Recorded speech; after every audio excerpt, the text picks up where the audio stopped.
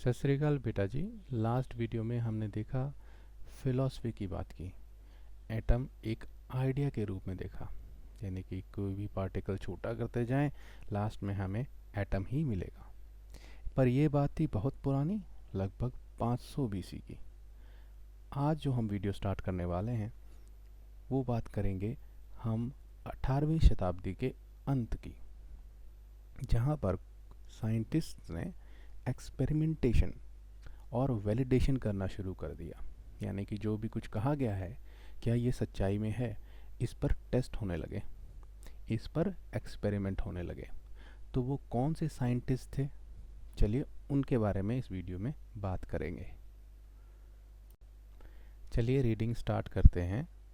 एंटोine L लवोजिए laid the foundation of chemical sciences by establishing two important laws of chemical combination।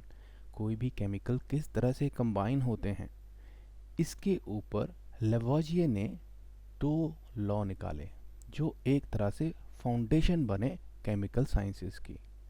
जिस तरह से किसी मकान की नींव होती है, उसी तरह से केमिकल साइंस की नींव दी गई इन दो लॉज की वजह से।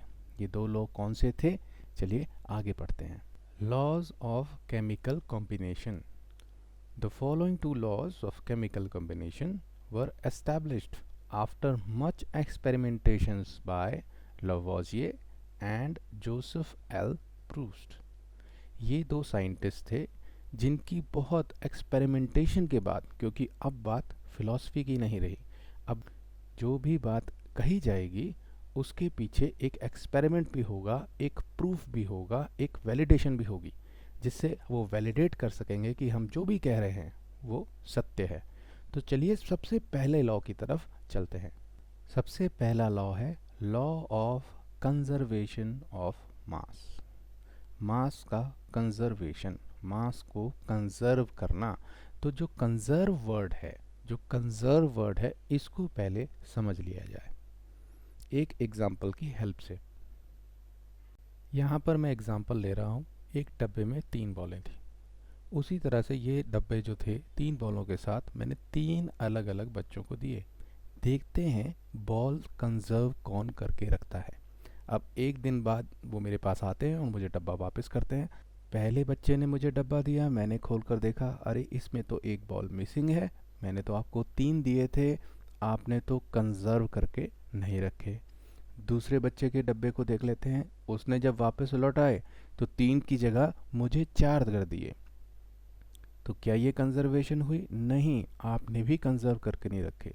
ये पीला जो कलर का बॉल है ये कहाँ से आ गया? मुझे तो ये चाहिए नहीं था, मैंने तो आपको सिर्फ जो मैंने बॉल्स दिए थे वो कंजर्व करने को बोला था।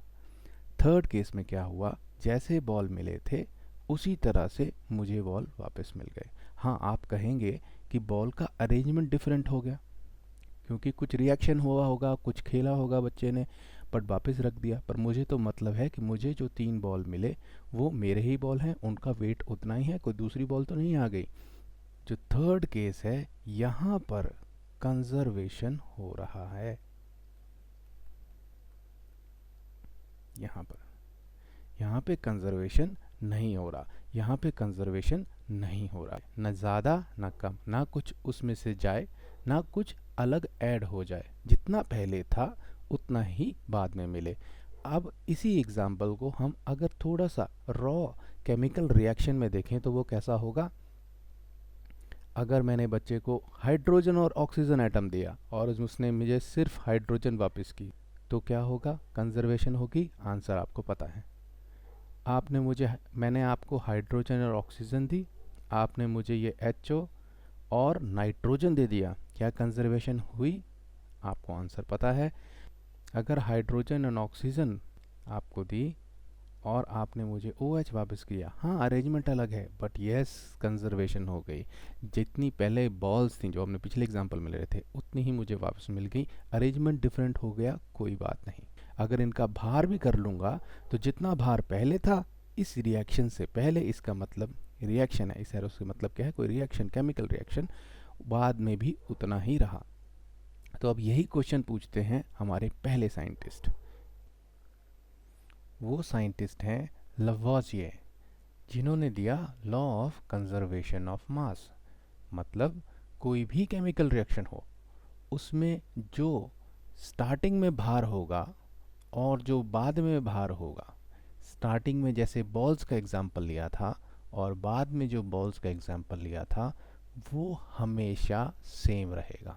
पढ़िए, is there a change in mass when a chemical change takes place.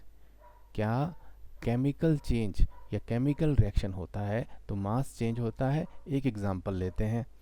जैसे आपने मैगी बनाना शुरू किया, पानी लिया और मैगी, तो पानी का कुछ भार और मैगी का कुछ भार। आपको भी पता है जब मैगी बनाते हैं तो पानी थोड़ा सा वेपर की फॉर्म में चले जाता है। तो अगर कोई बच्चा बोलता है कि देखिए सर, मैंने तो पानी को डिस्ट्रॉय कर दिया, यानी कि अगर यहाँ दो बॉल्स लें, एक पानी को मान लेते हैं बॉल और एक मैगी को बॉल मान लेते हैं, और बाद में हमारे पास सिर्फ एक बॉल रह जाती है, तो कंजर्वेशन नहीं हुआ। तो क्या ये बात सही होगी किसी केमिकल रिएक्शन में? केमिकल रिएक्शन में ऐसा नहीं होता। हुआ क्या कि जो वो वाटर था, वो जो बॉल थी, वो अब बस वेपर फॉर्म में है, यानी कि वो उड़ चुकी है क्योंकि हमने उसे हीट किया है। पर अगर उस वेपर का, जो भी वेपर उड़ा था, उसका भार हम इस मैगी, बनी हुई मैगी में ऐड करें, तो भार बिल्कुल सेम होगा जो इस मैगी का पहले पानी के साथ था। यानी कि ना तो कुछ डिस्ट्रॉय हुआ, ना ही कुछ क्रिएट हुआ। जितना मास पहले था उतना ही अब है। दूसरी लाइन पढ़िए, law of conservation of mass states that, states मतलब बताता है, that mass can neither be created, ना तो क्रिएट हो सकता है, not destroyed in a chemical reaction, ना तो डिस्ट्रॉय किया जाता है केमिकल रिएक्शन में। जो हम यहाँ पर कर रहे थे, अब लॉ ऑफ कंजर्वेशन ऑफ मास क्या हो गया यहाँ पर, कि अगर HO है और यहाँ पर सिर्फ H मिल रहा है रिएक्शन के बाद, तो आपने ये ऑक्सीजन डिस्ट्रॉय कर दी? नहीं, आप ऐसा नहीं कर सकते। You cannot destroy a matter, आप मैटर को डिस्ट्रॉय नहीं कर सकते। ये अलग बात है, आप उसे नाप नहीं रहे, मेजर नहीं कर रहे, जो हमने किया केस में मैगी के। अब H और O ऑक्सीजन ले लिया, ये एक बन गया हमारे पास HO और एक N बन गया। ये कंजर्वेशन ऑफ मास हुआ? नहीं, ये तो बाहर ज़्यादा आ जाएगा। तो हम बोलेंगे कि अरे नाइट्रोजन आपने कहाँ से क्रिएट कर दिया? You can not create a matter, matter को आप क्रिएट नहीं कर सकते, एटम को आप बना नहीं सकते। और लास्ट केस देखिए, HO को OH मिल गया, कंजर्वेशन हो गया, जितना पहले था उतना बाद में हो गया। अरेंजमेंट चाहे डिफरेंट हो, वाटर्स के चाहे वेपर्स बन जाएं, वो मतलब हमसे नहीं है। हमें होना चाहिए कि जो भी स्टार्टिंग में भार था केमिकल रिएक्शन के बाद भी वही भार रहेगा। एक बार फिर रिवाइज करते हैं, law of conservation of mass states that mass can neither be created nor destroyed in a chemical reaction.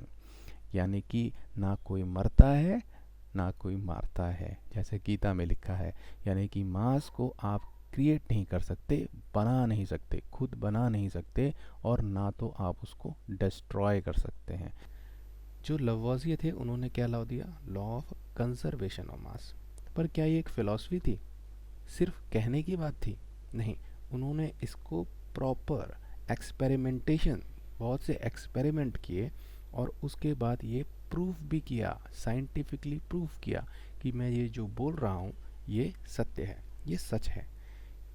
ये कैसे किया होगा? उन्होंने पहले जब कोई केमिकल रिएक्शन हो रहा है उसका भार अच्छे से नापा, और केमिकल रिएक्शन के बाद जो भी चीज़ें बन रही थी उनका भार भी नापा, और ये प्रूव करके बताया इस एक्सपेरिमेंट में कि ये दोनों सेम रहेंगे, ये दोनों कंजर्व रहेंगे। क्यों? क्योंकि आप ना तो कुछ नया बना सकते हो और ना तो आप कुछ डिस्ट्रॉय यानी कि ख़त्म कर सकते हो।